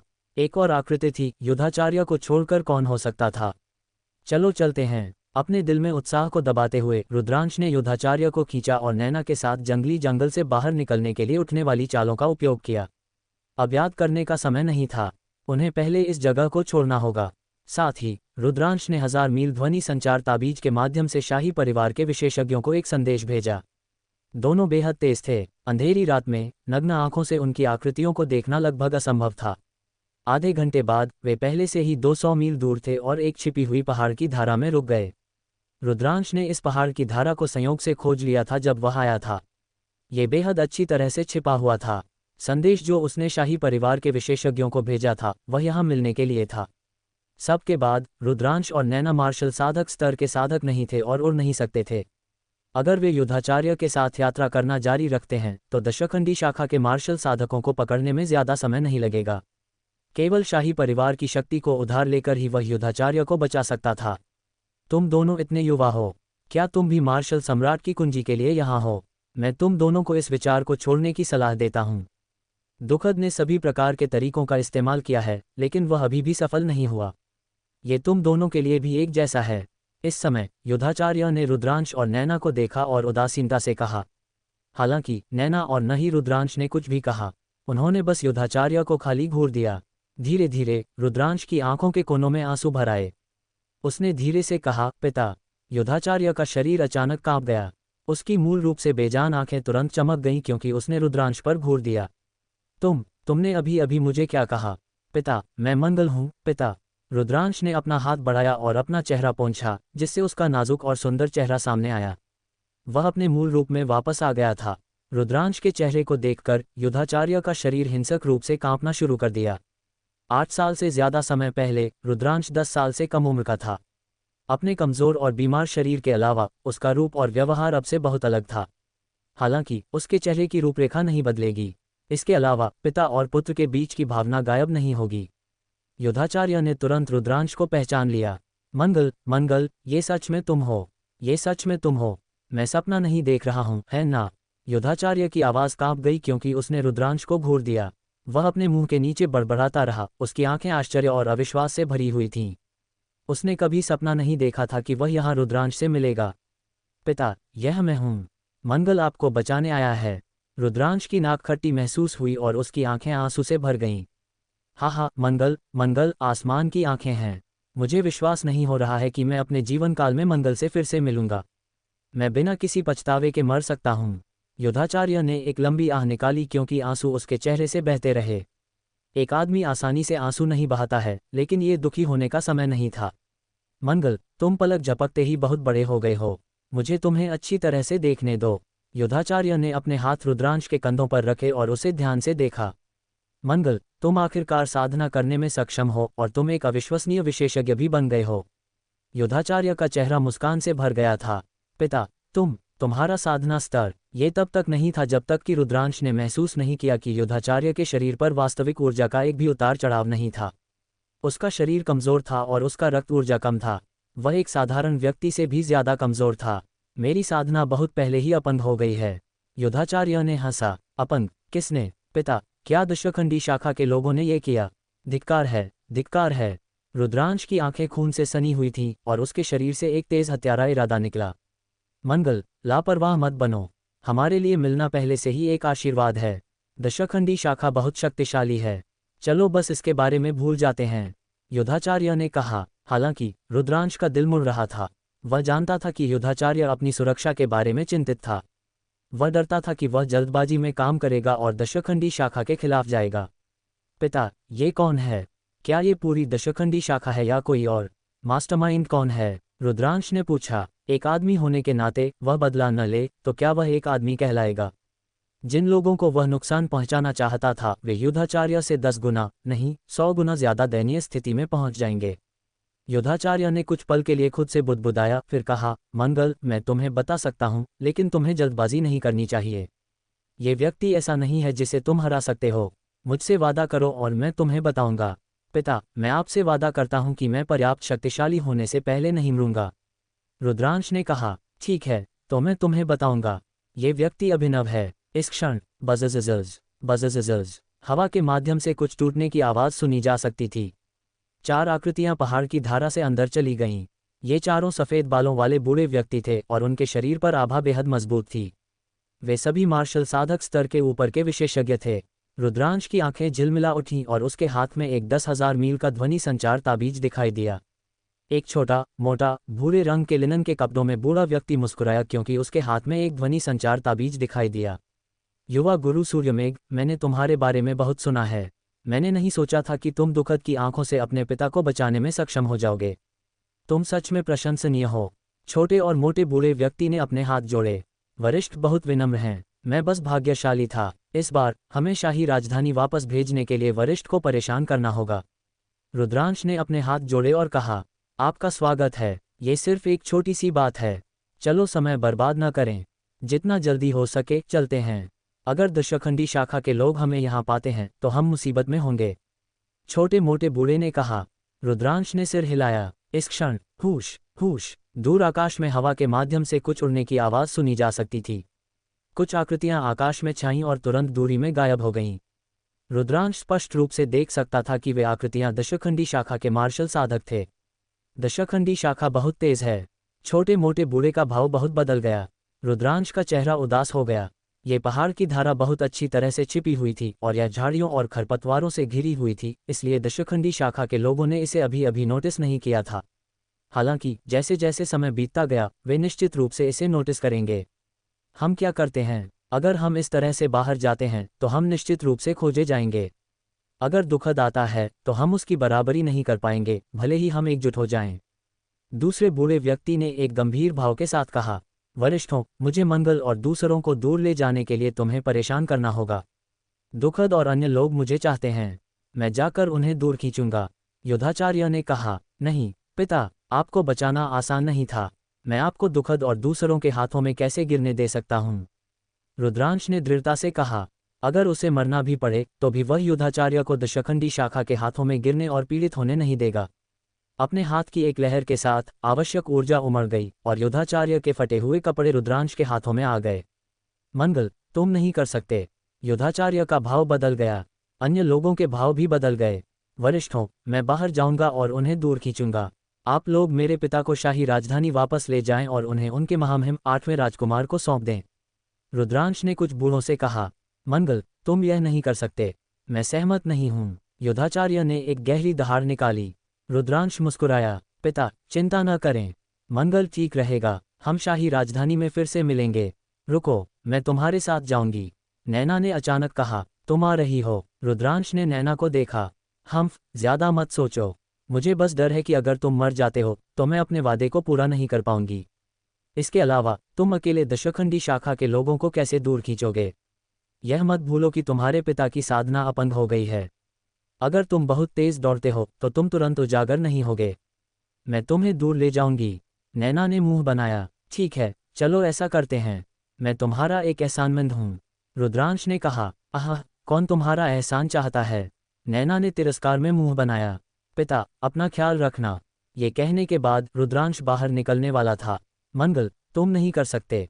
वापस आ जाओ। योधाचार्य गुर्राया। हालांकि उसने अपनी साधना खो दी थी और रुद्रांश को पकड़ नहीं सकता था।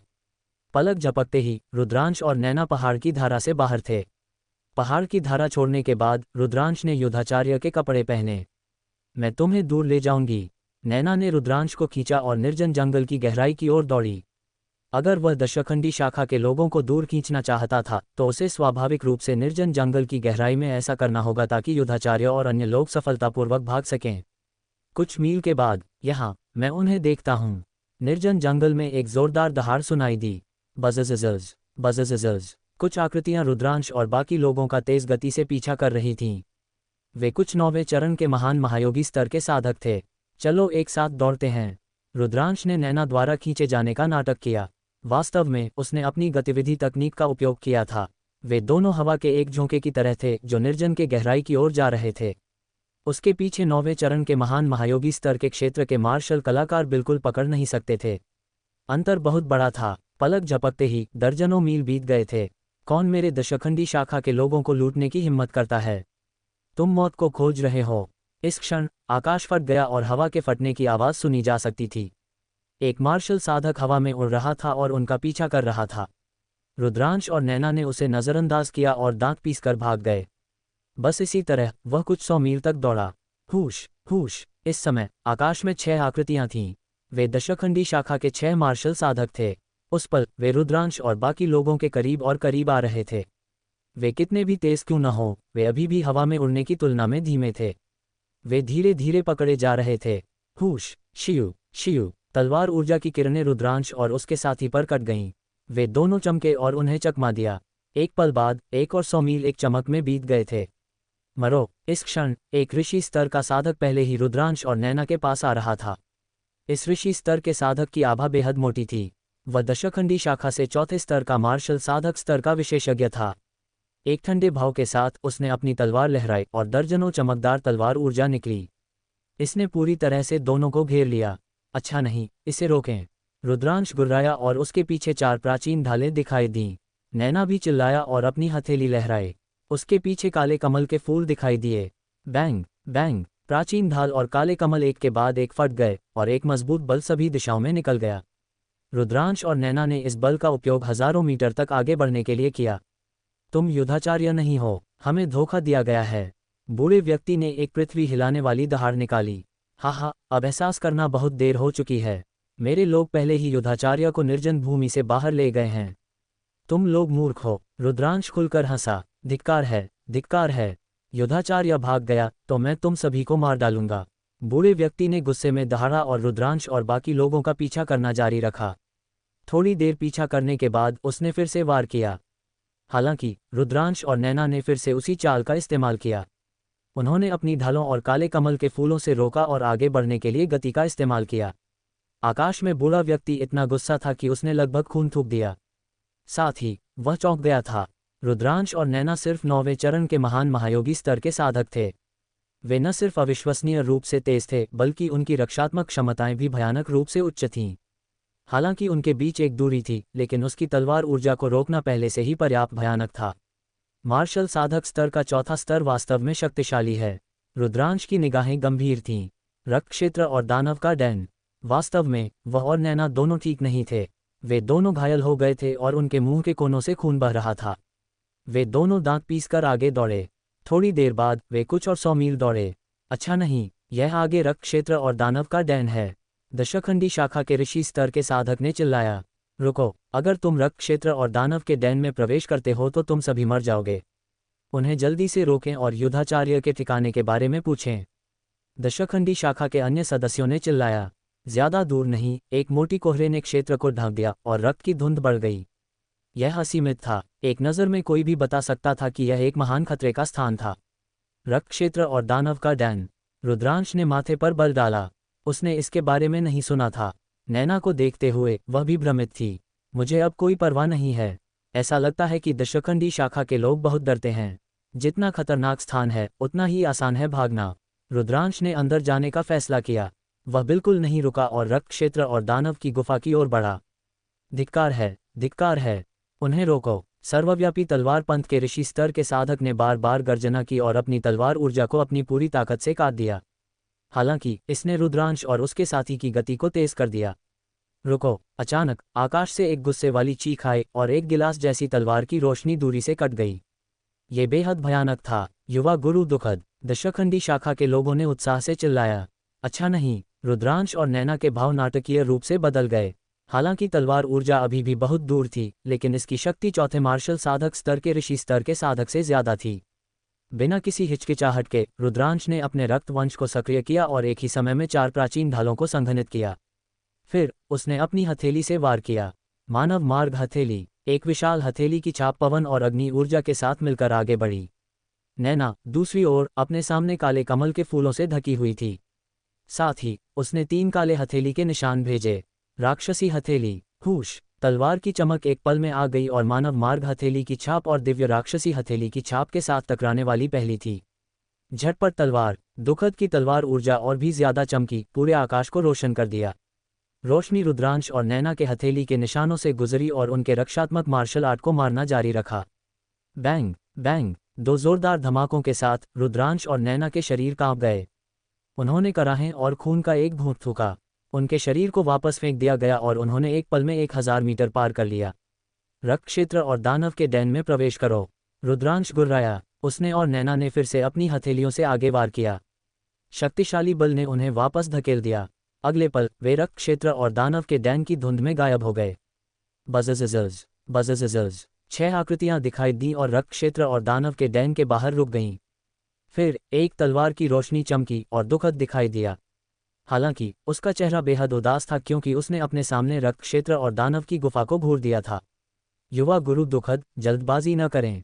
एक बूढ़े व्यक्ति ने चिल्लाया। वह डरता था कि दुखद एक सनक पर अंदर घुस जाएगा। रक्त क्षेत्र और दानव की गुफा एक पौराणिक निषिद्ध भूमि थी। जब तक कोई मार्शल सम्राट नहीं था, वे केवल तभी मरेंगे जब वे अंदर घुसेंगे। मार्शल सम्राट के पद के नीचे कोई भी कभी जीवित बाहर नहीं आया था। दुखद एक पल के लिए चुप हो गया, लेकिन वह अभी भी अंदर नहीं घुसा। कुछ लोगों को यहाँ इस जगह की रखवाली करने के लिए छोड़ दें। अगर वे 2 सच में बाहर आते हैं तो उन्हें बिना किसी दया के मार दें। दुखद ने निर्देश दिया। हाँ, अन्य लोगों ने सिर झुकाया और स्वीकार किया। हम्फ, युद्धाचार्य, कोई बात नहीं कि तुम्हें किसने बचाया, कोई बात नहीं कि तुम कहाँ छिप रहे हो, मैं तुम्हें ढूंढूंगा। दुखद की आवाज़ तलवार की नोक की तरह ठंडी थी। उसके बाद दुखद बाहर निकला और पलक झपकते ही गायब हो गया। उनमें से 2 दुखद के साथ चले गए, जिससे 4 लोग जगह की रखवाली के लिए पीछे रह गए। Dot dot dot dot dot dot जिस क्षण रुद्रांश और नैना रक्त क्षेत्र और दानव की गुफा में घुसे, उन्हें दुनिया घूमती हुई महसूस हुई। जब वे शांत हो गए तो उन्होंने खुद को एक निर्जन भूमि में पाया। जमीन पर घास का एक भी ब्लेड नहीं उगा और हवा में एक रक्त रंग की धुंध तैर रही थी। उसने चारों ओर देखा, लेकिन पाया कि वह बिल्कुल भी दिशा नहीं पा सकता था और वह नहीं जानता था कि वह कहाँ से आया था। मैंने इस बार तुम्हें उलझा दिया है। रुद्रांश ने नैना को देखा और आह भरी। ज्यादा मत सोचो, मेरा लक्ष्य तुम पर कदम रखना है, नैना ने ठंडेपन से कहा। रुद्रांश कड़वाहट से मुस्कुराया। वह नैना के स्वभाव का बिल्कुल भी पता नहीं लगा सका। हालांकि कोई बात नहीं, ये सब नैना की वजह से था। नहीं तो युद्धाचार्य को बचाना इतना आसान नहीं होता।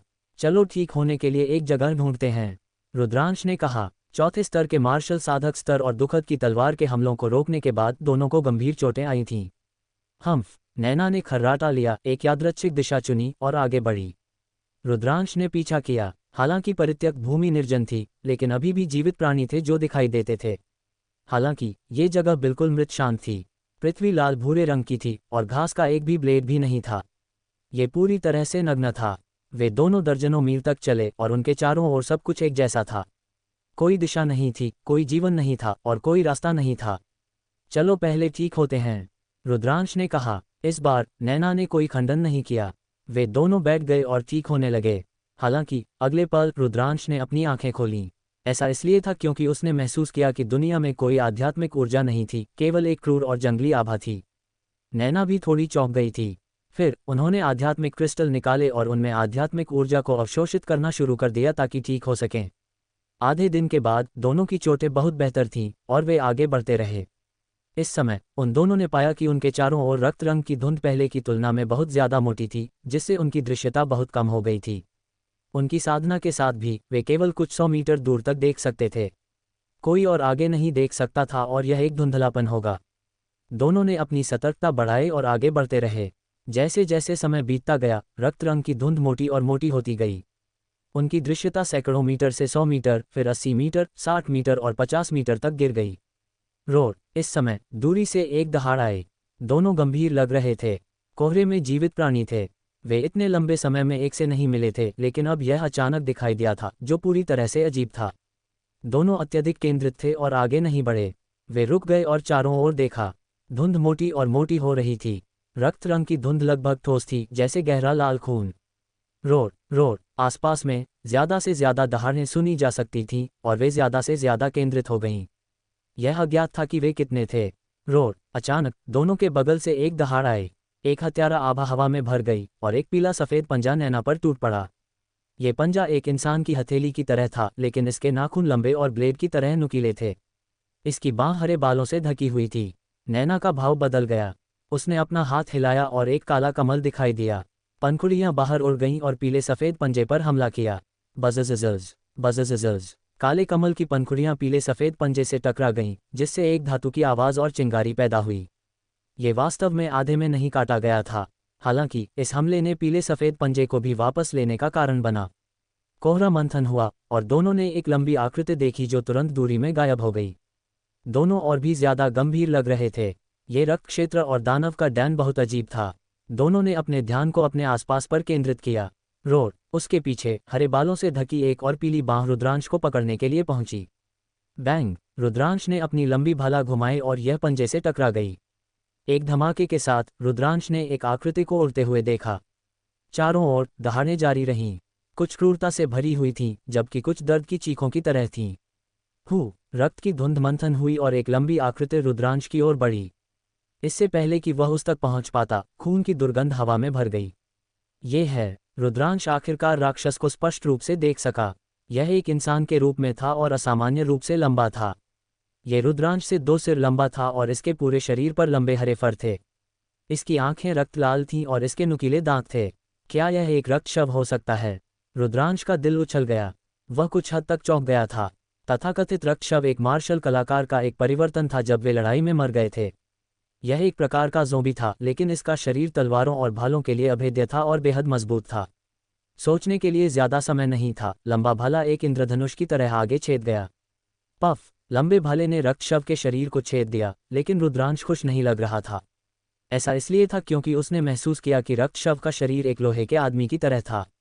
हालांकि उसने रक्त शव के शरीर को छेद दिया था, लेकिन इसमें उसे बहुत प्रयास करना पड़ा था। बज़ज़ज़। लंबे भाले ने हिलाया और रक्त शव को उड़ते हुए भेजा गया। हालांकि दहाड़ें जारी रहीं और रक्त ज़ोंबी दोनों पर चार्ज करना जारी रखा।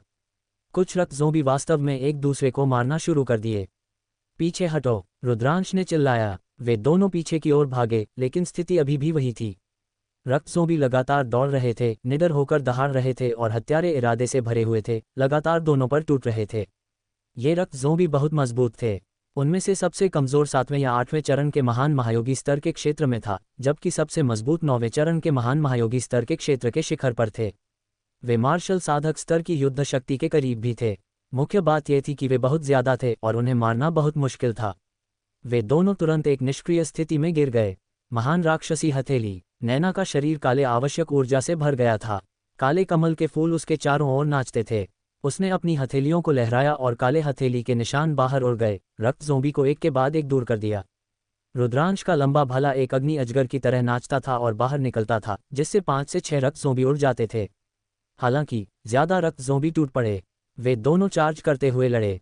हालांकि रक्त ज़ोंबी अंतहीन लग रहे थे क्योंकि वे सभी दिशाओं से अंदर घुस गए थे। लड़ाई इसी तरह जारी रही और पलक झपकते ही 1 घंटे से ज्यादा समय बीत गया था। वे दोनों बहुत सारी आवश्यक ऊर्जा खो चुके थे और वे पहले से ही पसीने से भीग चुके थे। यह नहीं चल सकता, मैं निश्चित रूप से थकावट से मर जाऊंगा। रुद्रांश का मन दौड़ रहा था। कोहरा पतला हो गया है। अचानक रुद्रांश की आंखें चमक उठीं। उसने पाया कि उसके चारों ओर रक्त रंग की धुंध हल्की हो गई थी और उसकी दृश्यता धीरे धीरे बढ़ रही थी। वह स्पष्ट रूप से देख सकता था कि उसके चारों ओर रक्त ज़ोंबी थे। अधिकांश रक्त ज़ोंबी वास्तव में एक दूसरे को मार रहे थे और एक दूसरे को काट रहे थे। अगर कोहरा हल्का हो जाता है तो शायद रक्त ज़ोंबी पीछे हट जाएंगे। रुद्रांश ने एक अनुमान लगाया। ऐसा इसलिए था क्योंकि जब वे पहली बार अंदर घुसे थे तो रक्त की धुंध मोटी नहीं थी और कोई रक्त ज़ोंबी नहीं थे। केवल जब रक्त की धुंध मोटी हो गई तो रक्त ज़ोंबी दिखाई दिए। रुद्रांश ने अनुमान लगाया कि रक्त शव का दिखना रक्त की धुंध से संबंधित था। जैसे जैसे समय बीतता गया कोहरा धीरे धीरे फीका पड़ता गया। रुद्रांश और नैना को उम्मीद दिखी, लेकिन अगले पल रोड एक पृथ्वी हिलाने वाली दहाड़ सुनी गई जिससे पृथ्वी और आकाश हिल गए। दूरी में एक अविश्वसनीय रूप से घना रक्त ऊर्जा हवा में व्याप्त हो गया। रुद्रांश ने एक करीबी नज़र डाली और उसका दिल तेजी से धड़कना शुरू हो गया। वह रक्त ऊर्जा नहीं थी, ये स्पष्ट रूप से एक विशाल राक्षस था। विशाल प्राणी कम से कम 100 मीटर लंबा था। यह एक पहाड़ की तरह था क्योंकि यह जमीन पर जंगली रूप से दौड़ रहा था। यह एक विशाल पुरुष शेर की तरह लग रहा था, लेकिन अंतर यह था कि इसका शरीर खून से बना हुआ लग रहा था और इसने एक मजबूत खूनी गंध उत्सर्जित की। इसने अपना मुंह खोला और दहाड़ा। इसकी आवाज़ ने आकाश को हिला दिया। एक महासागर के रूप में गहरी आभा फैल गई। फिर इसने अपना मुंह खोला और रक्त ज़ोंबी को एक एक करके चूस लिया जिससे वे गायब हो गए। रक्त राक्षस, क्या ये पौराणिक रक्त राक्षस हो सकता है? नैना की आवाज़ कांप गई। ये सिर्फ उसकी आवाज़ नहीं थी, रुद्रांश महसूस कर सकता था कि उसका शरीर भी कांप रहा था। चलो चलते हैं। रुद्रांश ने नैना का हाथ खींचा और बड़े कदमों में वापस भागा। ये रक्त राक्षस बहुत शक्तिशाली था। इसकी आभा एक महासागर के रूप में गहरी थी और यह अथाह थी। उनके लिए उससे लड़ना असंभव था। वे दोनों जंगली रूप से दौड़े। बगल में रक्त ज़ोंबी बेहद चौंक गए थे। उन्होंने रुद्रांश और नैना पर हमला करना छोड़ दिया और अपनी जान बचाने के लिए भागे। रोड, आकाश और पृथ्वी हिल गए क्योंकि रक्त राक्षस का विशाल शरीर रुद्रांश और उनके साथी की ओर बढ़ा। यह नहीं हो सकता, रुद्रांश ने अपने दिल में कड़वा महसूस किया।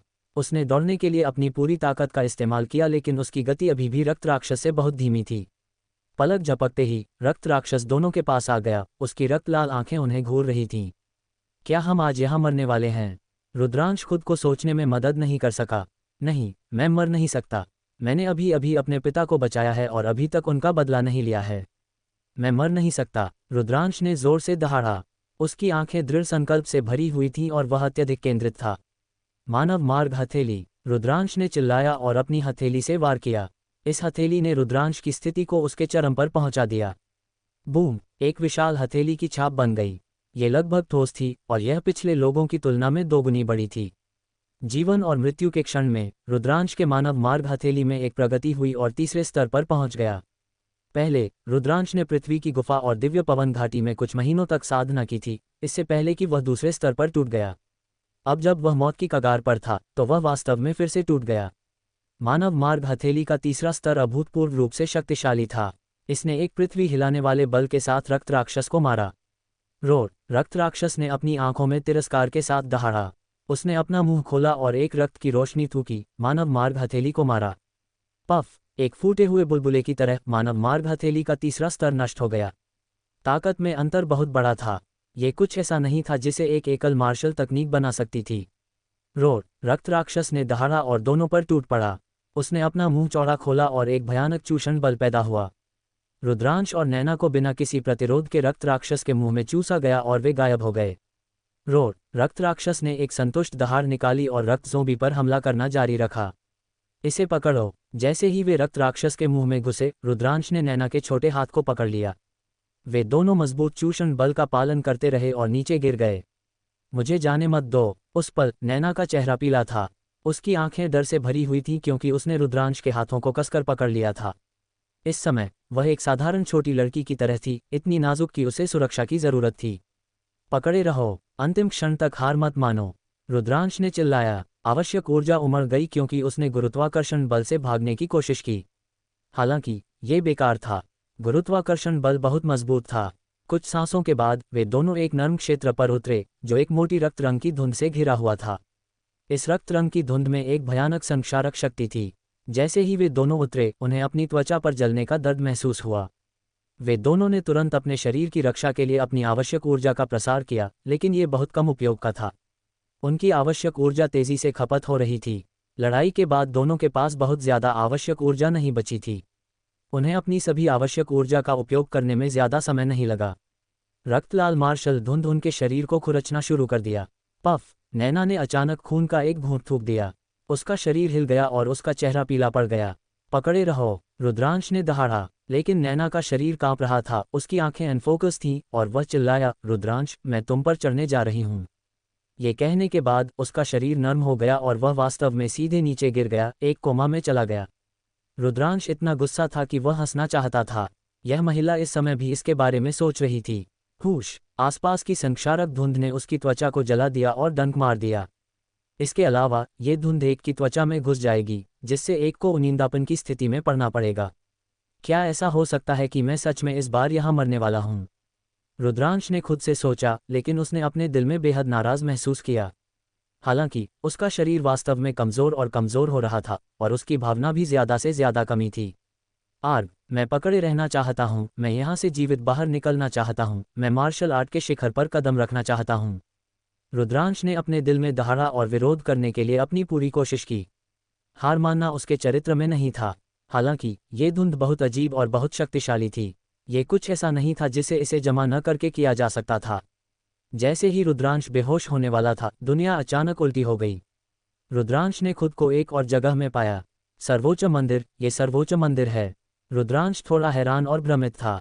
क्या सर्वोच्च मंदिर एक ऐसी जगह नहीं थी जहां वह खतरे में होने पर प्रवेश नहीं कर सकता था? उसने अतीत में कई बार कोशिश की थी, लेकिन यह बेकार था। उसने उम्मीद नहीं की थी कि यह स्वचालित रूप से अंदर आ जाएगा। हालांकि रुद्रांश ने ऊपर देखा और थोड़ा हैरान था। उसने महसूस किया कि वह पहले 3 प्लेटफार्मों पर नहीं था, बल्कि उच्चतम बिंदु पर मंच पर था। उसके नीचे सीढ़ियों की एक लंबी उड़ान थी जो नीचे तक जाती थी। दूसरी तरफ एक महल था, जो बिल्कुल वही था जो उसने पहले 3 प्लेटफार्मों पर देखा था। नैना उसके बगल में लेटी हुई थी, अभी भी बेहोश थी। मैं उच्चतम बिंदु पर कैसे दिखाई दिया? रुद्रांश थोड़ा हैरान था। उसने महल के अंदर देखा। महल का दरवाजा खुला था और अंदर अंधेरा था। एक आकृति को स्पष्ट रूप से अंदर पालथी मारकर बैठे हुए देखा जा सकता था। अचानक आकृति चली गई। वह वास्तव में खड़ा हो गया और बाहर चला गया। ता पैरों की आवाज़ के साथ रुद्रांश का दिल तेजी से धड़कना शुरू हो गया। उसे सर्वोच्च मंदिर प्राप्त किए हुए 2 साल से ज्यादा हो गए थे। रुद्रांश महल और अंदर के लोगों के बारे में बेहद उत्सुक था। वह हमेशा देखना चाहता था कि यह क्या था, लेकिन वह वहां नहीं पहुंच सका, इसलिए उसे हार माननी पड़ी। अब क्या वह आखिरकार अपनी इच्छा पूरी कर सकता था? हल्के पैरों की आवाज़ सुनी जा सकती थी और एक आकृति बाहर चली गई। यह एक मध्यम आयु वर्ग का व्यक्ति था जिसने एक लाल युद्ध का वस्त्र पहना था जिस पर एक सूरज कढ़ाई किया गया था। वह लंबा और मांसपेशियों वाला था, एक सख्त और मोटा शरीर के साथ। जब उसने अपनी आंखें खोलीं, तो यह ऐसा था जैसे 2 सूरज निकल रहे थे। उसने जो आभा दी, वह विशाल ब्रह्मांड के रूप में गहरी थी। बस वहां खड़े होकर वह दुनिया को निगल सकता था और सब कुछ पर देख सकता था। उसके सामने रुद्रांश को ऐसा लगा जैसे वह पूरी दुनिया का सामना कर रहा हो। हालांकि अगले पल मध्यम आयु वर्ग के व्यक्ति की आभा गायब हो गई। वह एक नश्वर की तरह लग रहा था। उसने एक जटिल भाव के साथ रुद्रांश को देखा। रुद्रांश एक पल के लिए दंग रह गया, इससे पहले कि वह आगे बढ़ा और अभिवादन में अपने हाथ जोड़े। कनिष्ठ रुद्रांश वरिष्ठ को अपना सम्मान देता है। तुम्हें मेरा परिचय देने की जरूरत नहीं है, मैं तुम्हें सालों से देख रहा हूं। मध्यम आयु वर्ग के व्यक्ति की आवाज प्रभुत्व से भरी हुई थी। जैसा कि अपेक्षित था, वरिष्ठ, इस बार मुझे बचाने के लिए धन्यवाद। रुद्रांश ने कहा, खुश मत हो, मैं तुम्हें पहले बचाना नहीं चाहता था। मैं बस 9 ड्रैगन के रक्तसार की एक बूंद बर्बाद नहीं करना चाहता था। मध्यम आयु वर्ग के व्यक्ति ने एक आकस्मिक मुस्कान के साथ कहा। फिर उसने रुद्रांश को ध्यान से देखा और कहा, क्या तुम उत्सुक हो कि मैं कौन हूं? ये जगह क्या है? ये सही है, कृपया मुझे बताएं, वरिष्ठ।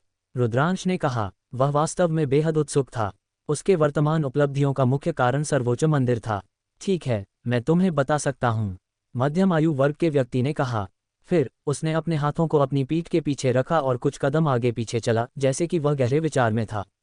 मैं 9 सूर्य सर्वोपरि हूं, मध्यम आयु वर्ग के व्यक्ति ने एक लंबे समय के बाद कहा।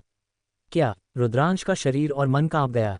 उसकी पुतलियां चौड़ी हो गईं और उसके चेहरे पर एक अविश्वसनीय रूप था। तुम आकाशीय स्वर्ग दिव्य महल के सर्वोच्च 9 यांग हो?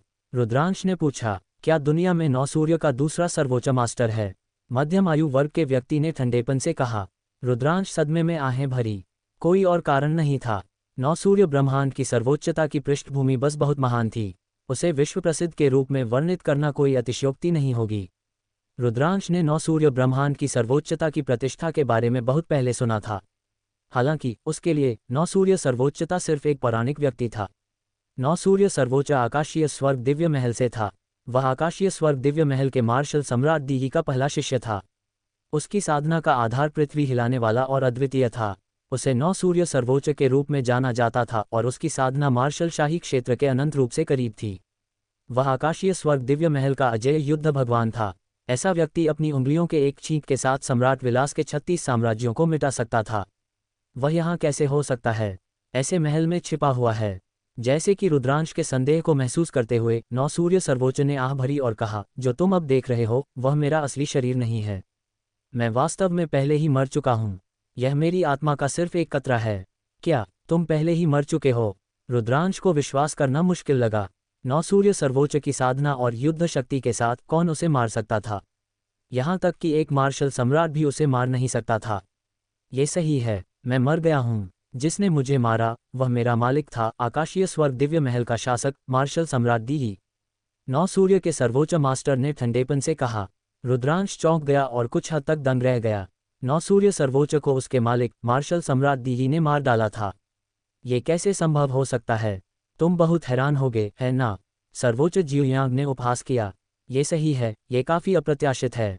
रुद्रांश ने कुछ भी नहीं छिपाया। हा, इसमें हैरान होने की क्या बात है? दीही, वह बूढ़ा आदमी सिर्फ एक कपटी खलनायक है। वह कुछ भी कर सकता है। 9 सूर्य सर्वोच्च मास्टर गुस्से में हंसा। उसकी आवाज़ घृणा और हत्यारे इरादे से भरी हुई थी। लड़के, क्या तुम जानना चाहते हो कि दीही, वह बूढ़ा आदमी मुझे क्यों मार डालेगा? और तुमने 9 ड्रैगन की रक्तवंश को क्यों जगाया? सर्वोच्च 9 सूर्य ने कहा। 9 ड्रैगन की रक्तवंश? क्या ये हो सकता है कि मेरी रक्तवंश को 9 ड्रैगन की रक्तवंश कहा जाता है? लेकिन 9 ड्रैगन क्या हैं? रुद्रांश संदेह से भरा था। बेशक, उसने बार बार सिर हिलाया। ठीक है, तो मैं तुम्हें पूरी कहानी बताऊंगा, सर्वोच्च 9 सूर्य ने कहा। फिर उसने पूरी कहानी को विस्तार से समझाना शुरू कर दिया। 9 ड्रैगन दुनिया में बेहद प्राचीन और शक्तिशाली प्राणी थे। किंवदंती है कि वे सच्चे ड्रैगन में से एक थे, लेकिन वे सच्चे ड्रैगन से अलग थे क्योंकि वे सच्चे ड्रैगन की एक भिन्नता थे। सच्चे ड्रैगन में 5 पंजे थे और उन्हें 5 पंजों वाले सच्चे ड्रैगन कहा जाता था। 9 ड्रैगन, दूसरी ओर, 9 पंजे थे। वे बेहद भयानक और अजेय थे।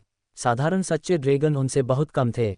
ये कहा जाता था कि प्राचीन काल से दुनिया में केवल एक ही अजगर था और दिव्य जंगल महाद्वीप में एक अदम्य बंजर भूमि थी। इसे 9 ड्रैगन के खंडहर कहा जाता था और यह बेहद खतरनाक था। अपनी शक्तिशाली ताकत और भयानक रक्तवंश के साथ 9 सूर्य के सर्वोच्च मास्टर ने एक बार 9 ड्रैगन के खंडहर को तोड़ दिया था और कुछ चीजें प्राप्त की थीं। उनमें से 9 ड्रैगन रक्तसार की 2 बूंदें थीं। अगर आपको यह वीडियो पसंद आया हो तो लाइक, शेयर और सब्सक्राइब जरूर करें। याद रखिए, माइंडसेट ही असली ताकत है। मिलते हैं अगले वीडियो में एक नई सोच और एक नई दिशा के साथ।